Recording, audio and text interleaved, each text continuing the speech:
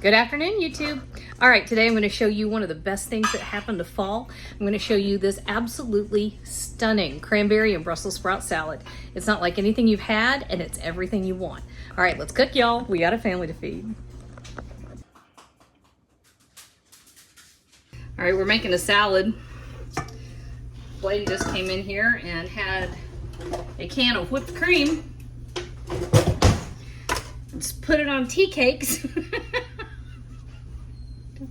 Oh my God. He announced whipped cream was his favorite food and exited stage left. I don't know what that was. Can whipped cream be your favorite? I guess it can. All right. Whipped cream. All right. 1/4 cup of olive oil and 1/4 cup of balsamic vinegar. Whipped cream's my favorite food. A generous 2 tablespoons of maple syrup. Same Dijon. Lord. I'm telling you. You never know what they're coming out with next. 1/2 teaspoon of black pepper. Teaspoon of salt. And this is just our dressing. Okay.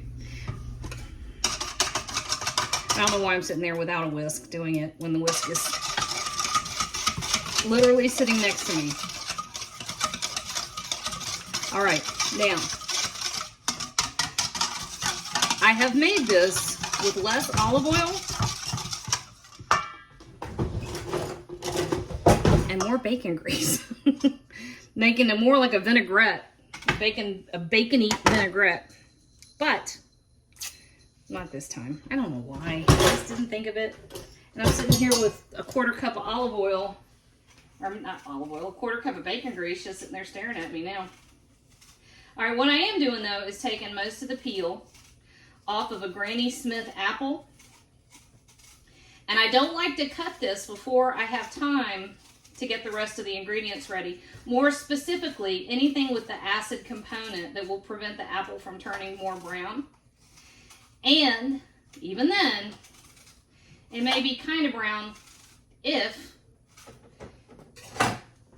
your grater is not real sharp.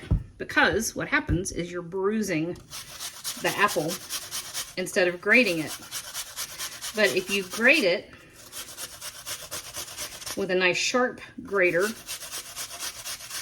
it's usually just fine, and it releases more of its liquid into that dressing that we're making. So you get the further component of sweet from the apple.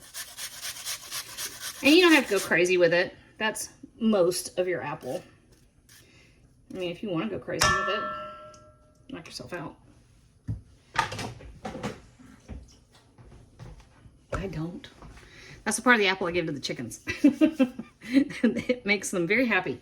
All right, so about 1/2 cup of feta cheese, which is a beautiful thing. And we're going to go ahead and mix in so that our apple is completely encased in that dressing. About 1/2 cup of chopped pecans. 1/2 cup of dried cranberries. And 1 bunch of green onions, or spring onions, or scallions. Call them what you want. It's the same thing. And I think my bowl is not big enough. Now, to this, we are going to add our bacon. And this is drier than I really want it. So I may add a splash more vinegar. And if I add a little more vinegar, I may end up adding this warm bacon grease. I don't know. We're going to talk about that here in a second when I see how dry it is. You don't want it wet. You do want it well coated. All right, let me find a bigger bowl. Hang on a second. Much better.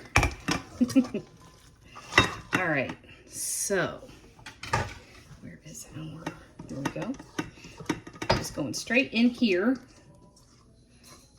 Oh, Boone's singing. Today is Sunday, and he was singing at church this morning.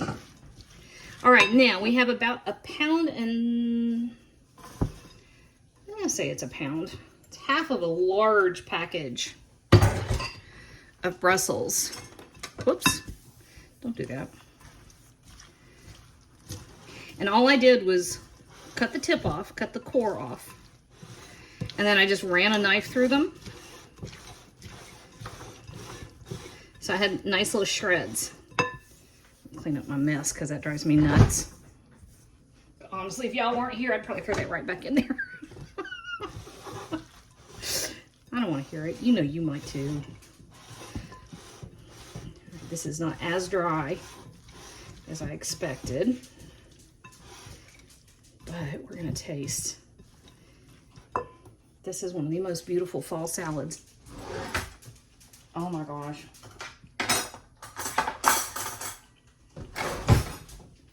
Stuff is spectacular.